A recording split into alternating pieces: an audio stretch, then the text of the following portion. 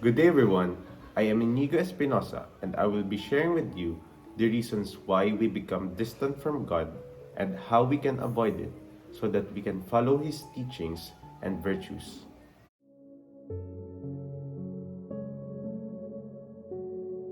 In today's society, most of us forget to nourish our faith and connection with God due to the number of things that are going on in our busy lives. In everything that we do, we use the abilities that we developed throughout the years. However, due to this independence that we establish ourselves into, we forget to rely on God because we think that we do not need Him anymore since we can now do things on our own.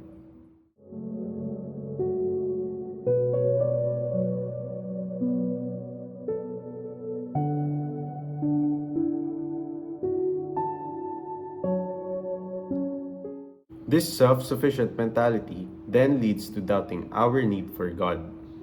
This undeniably weakens our faith in God since His relevance in our lives is now being questioned. This is one of the many situations that hinder our ability to follow God's virtues.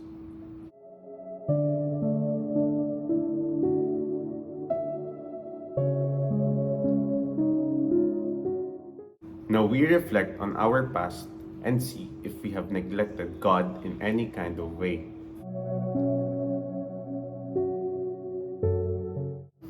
I will admit that I may have neglected Him in my past. However, it is never too late to repent and allow Him to enter our hearts and live a life in accordance with His will. After the reflection that we just did, we now raise the question, how can I follow God and improve my faith in Him?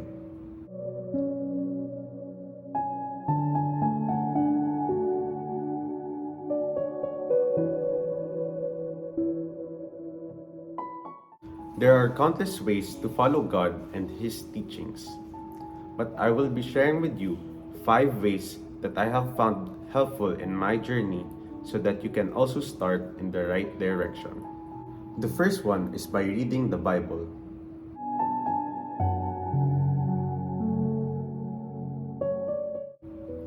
By reading the Gospels of the Bible, we learn about the goodwill and love that Jesus gave us. When we see the things that Jesus did and went through just to save mankind, we get inspired to follow Him and do good for others. The second one is by praying.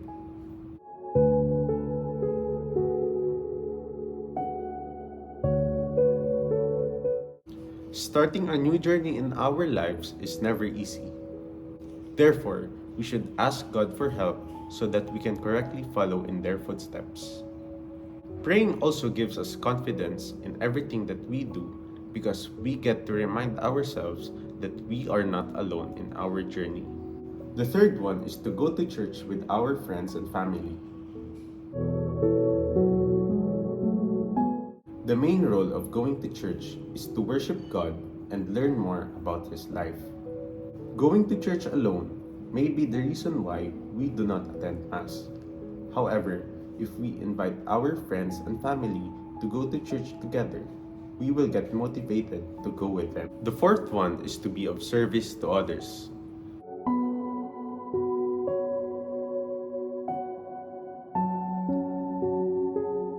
No one in this world can live alone. Everyone faces difficulties at some point in their lives.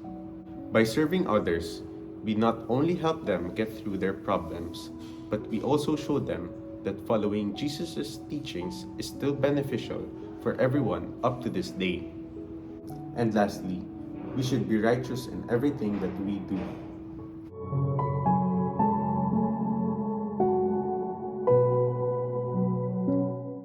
We can achieve this by simply saying good words and doing good actions for others. We probably do this on a daily basis, but we do not realize that by doing these, we are already following the teachings of Jesus Christ. While being a positive and respectful person may not mean that much to you, it may mean the world to others. Now that we know how to get started, let us do this wholeheartedly and let God guide us throughout our journey.